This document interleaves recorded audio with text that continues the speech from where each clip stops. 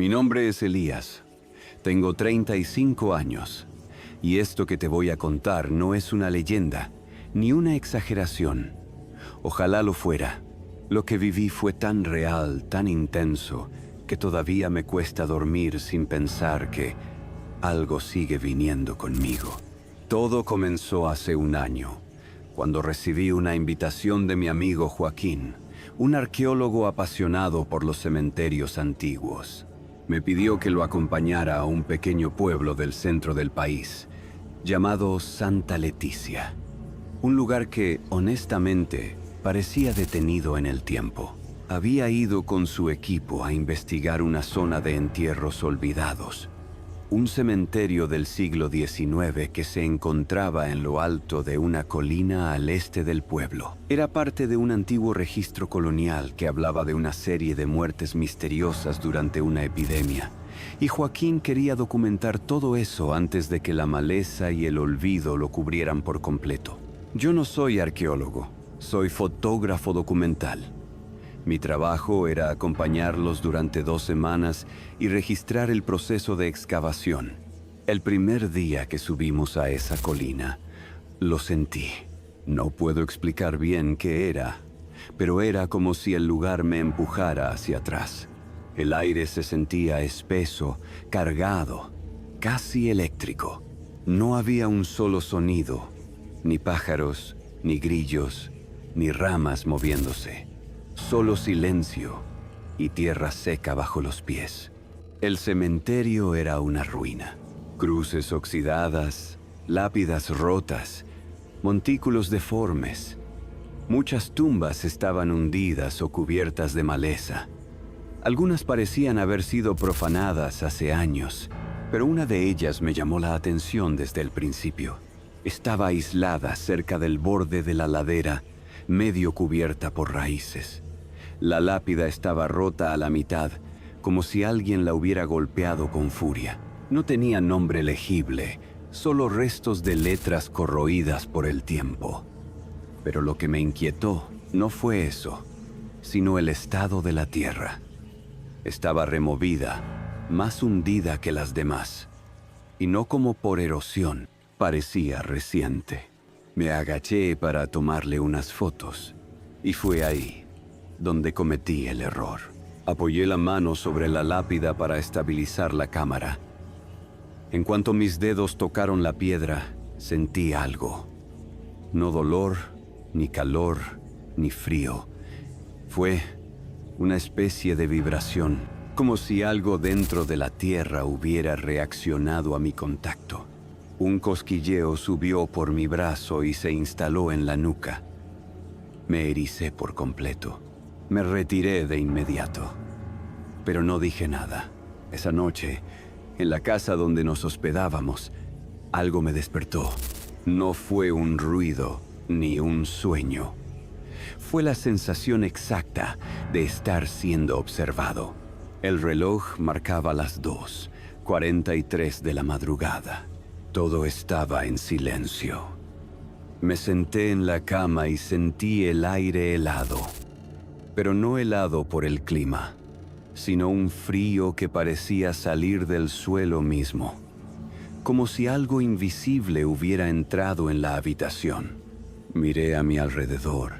No había nada, pero esa sensación, esa incomodidad, esa alerta interna que uno siente cuando alguien más está cerca, seguía ahí. Intenté volver a dormir, pero noté algo extraño. Mi gato, un siamés que casi nunca me acompaña en viajes, estaba inmóvil a los pies de la cama. Su lomo estaba erizado, sus ojos fijos en un rincón oscuro, y de pronto, sin motivo, bufó y salió corriendo. A la mañana siguiente volví al sitio de la tumba. Quería comprobar si la tierra había cambiado, si lo que sentí había sido una coincidencia. Pero lo que encontré no se puede explicar. La tierra estaba más hundida, no por lluvia ni por peso. Era como si algo se hubiera desplazado por debajo, y sobre la lápida había marcas. No rayones de animales, eran arañazos. 4, paralelos, profundos, como hechos con uñas humanas. Durante el día, nada más pasó.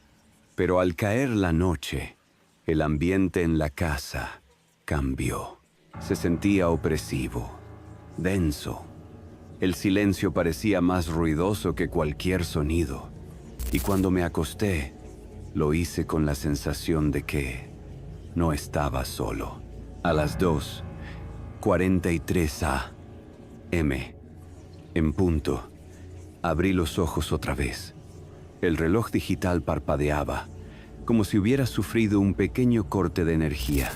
Esta vez escuché pasos, lentos, pesados. Venían del pasillo. Al principio pensé que era alguno del equipo.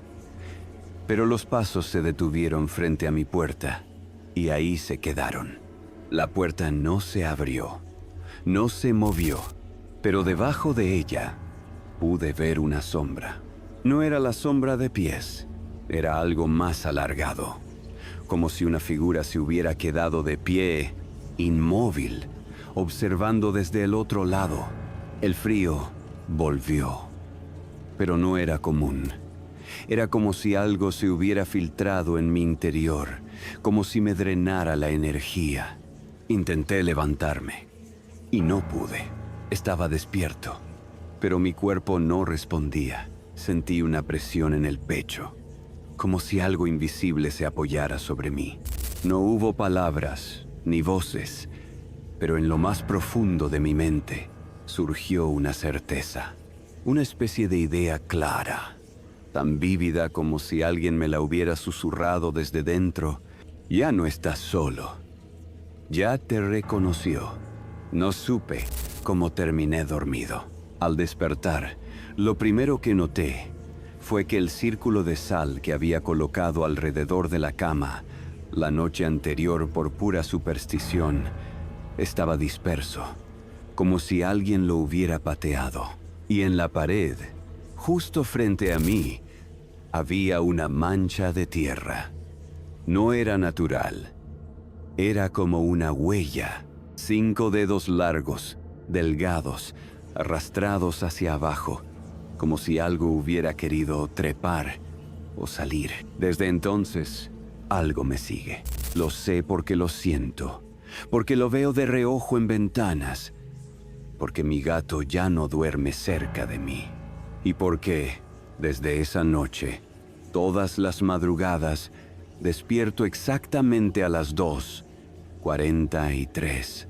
Desde aquella noche en Santa Leticia, algo dentro de mí cambió para siempre. No fue solo el miedo, fue una certeza profunda y terrible. Hay cosas que deben permanecer enterradas, no por respeto ni por tradición, sino por pura y simple supervivencia. Porque lo que yace bajo la tierra no siempre está muerto. A veces solo está esperando. Los primeros días después del viaje, intenté convencerse a mí mismo de que todo había sido producto del miedo y la sugestión. Me repetía que la tumba rota, la figura que apareció en la oscuridad, el frío antinatural que me envolvió, todo había sido obra de una mente cansada, estresada, paranoica. Pero la realidad comenzó a resquebrajarse lentamente, como un espejo que se rompe sin que uno lo quiera admitir. Primero fue el aire dentro de mi departamento. Cambió. Se volvió pesado, denso, viciado. Era como si ya no hubiera oxígeno, sino polvo antiguo y moho acumulado en cada rincón. Respirar se volvió un esfuerzo. Luego llegaron los olores. Al principio, suaves y fugaces, tierra húmeda, musgo, madera podrida. Pero con los días, el olor se volvió más intenso, nauseabundo.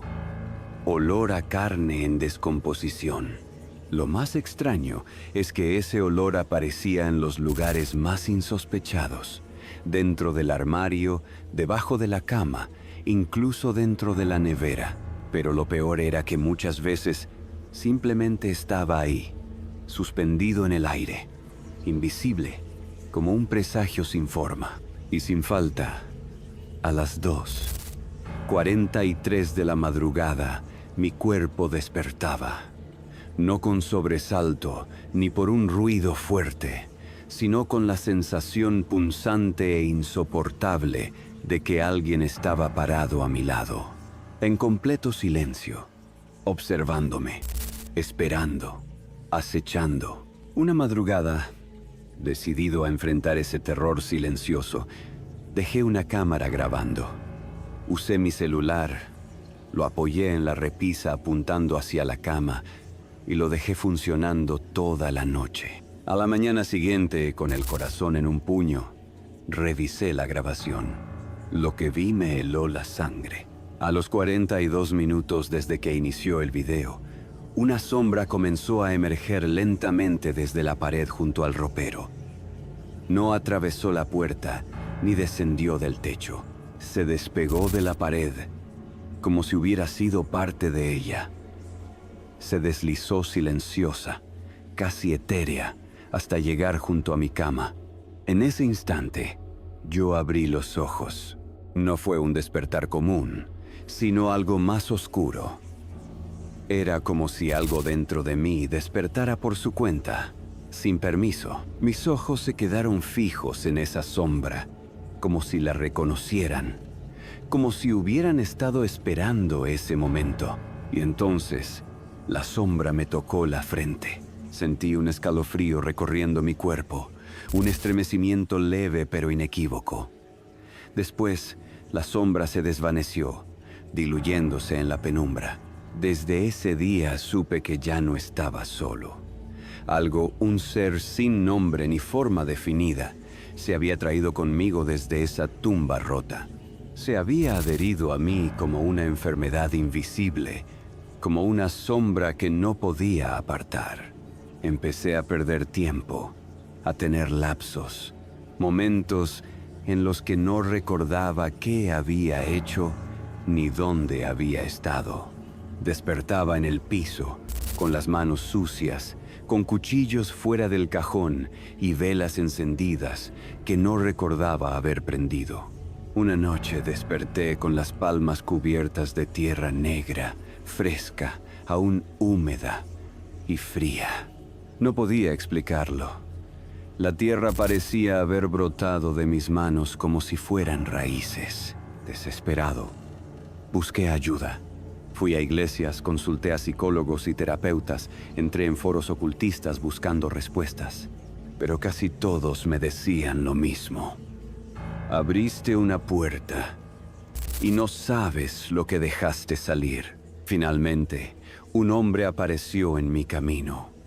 Un curandero que vivía en las afueras de la ciudad, en una pequeña cabaña rodeada de árboles y silencio. Cuando entré, me observó con una mezcla de compasión y miedo.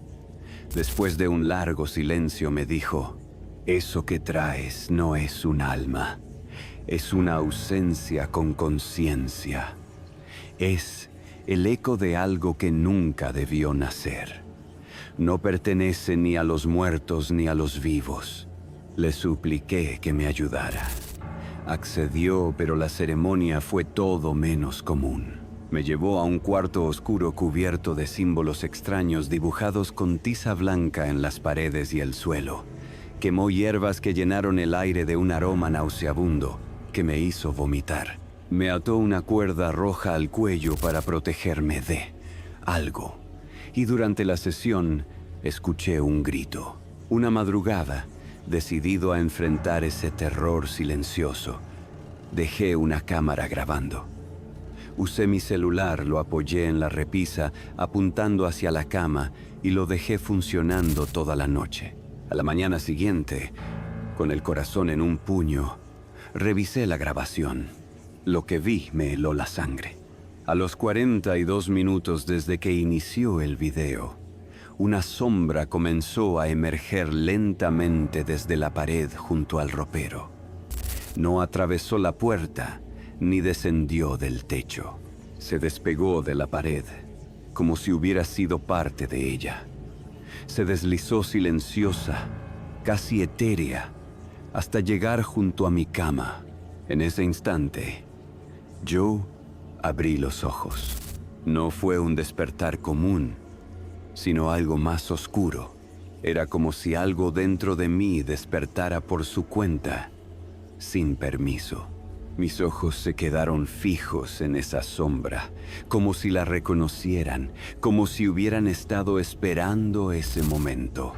Y entonces, la sombra me tocó la frente. Sentí un escalofrío recorriendo mi cuerpo. Un estremecimiento leve, pero inequívoco. Después, la sombra se desvaneció, diluyéndose en la penumbra. Desde ese día supe que ya no estaba solo. Algo, un ser sin nombre ni forma definida, se había traído conmigo desde esa tumba rota. Se había adherido a mí como una enfermedad invisible, como una sombra que no podía apartar. Empecé a perder tiempo, a tener lapsos, momentos en los que no recordaba qué había hecho, ni dónde había estado. Despertaba en el piso, con las manos sucias, con cuchillos fuera del cajón y velas encendidas que no recordaba haber prendido. Una noche desperté con las palmas cubiertas de tierra negra, fresca, aún húmeda y fría. No podía explicarlo. La tierra parecía haber brotado de mis manos como si fueran raíces. Desesperado, busqué ayuda. Fui a iglesias, consulté a psicólogos y terapeutas, entré en foros ocultistas buscando respuestas. Pero casi todos me decían lo mismo. Abriste una puerta y no sabes lo que dejaste salir. Finalmente, un hombre apareció en mi camino. Un curandero que vivía en las afueras de la ciudad, en una pequeña cabaña rodeada de árboles y silencio. Cuando entré, me observó con una mezcla de compasión y miedo. Después de un largo silencio me dijo: «Eso que traes no es un alma, es una ausencia con conciencia, es el eco de algo que nunca debió nacer, no pertenece ni a los muertos ni a los vivos». Le supliqué que me ayudara. Accedió, pero la ceremonia fue todo menos común. Me llevó a un cuarto oscuro cubierto de símbolos extraños, dibujados con tiza blanca en las paredes y el suelo. Quemó hierbas que llenaron el aire de un aroma nauseabundo que me hizo vomitar. Me ató una cuerda roja al cuello para protegerme de algo. Y durante la sesión escuché un grito. Pero no era un grito cualquiera. Era un grito que salía de dentro de mí. Gritaba con mi voz, pero no era yo. El curandero se desplomó desmayado, cayendo al suelo como un muñeco inerte. Cuando recobró la conciencia, me miró con los ojos llenos de terror. No pude sacarlo, porque ya no está en ti. Está detrás de ti. Te proyecta, te usa como rostro. Desde ese día, algo cambió en mi reflejo. A veces, al mirarme en el espejo, veía algo que no encajaba, un parpadeo que no hice, una sonrisa torcida que mi cara no recordaba haber formado. Un día, frente a la puerta de mi departamento, encontré una foto impresa. Era una imagen tomada desde el bosque de Santa Leticia. La tumba rota estaba allí, pero había algo más. Una figura de pie sobre la lápida, con los brazos extendidos hacia la cámara, como si supiera que alguien observaría esa imagen. Y lo más escalofriante, era yo, con los ojos vacíos, con el rostro desfigurado y deformado, pero claramente reconocible. Semanas después, Joaquín, el amigo que estuvo conmigo en el viaje, me llamó. «No sé si estás del otro lado de la línea», dijo con voz temblorosa. Pero volví a la tumba, y ahora hay algo nuevo escrito. Le pregunté qué decía. «Tu nombre, Marcos, grabado en la piedra». Y una frase más. «La tierra reclama lo que despierta. Ya no duermo, no porque tema a mis sueños, sino porque sé que cuando me duermo, otro despierta». un reflejo con mi cara, una sombra con mis recuerdos, algo que usó mi curiosidad para nacer. Una noche, no muy lejana, cruzará el umbral. Y cuando eso ocurra, yo dejaré de existir. Solo toqué una tumba rota, y al hacerlo, abrí un cuerpo nuevo, el mío. Esta fue la historia de Nunca toques una tumba rota. ¿Crees que el mal puede usar tu curiosidad como una puerta para renacer? Déjame tu opinión en los comentarios. Y si te gustan estas historias, no olvides suscribirte y activar la campanita para más relatos oscuros. Nos vemos en la próxima noche, en Leyendas Oscuras.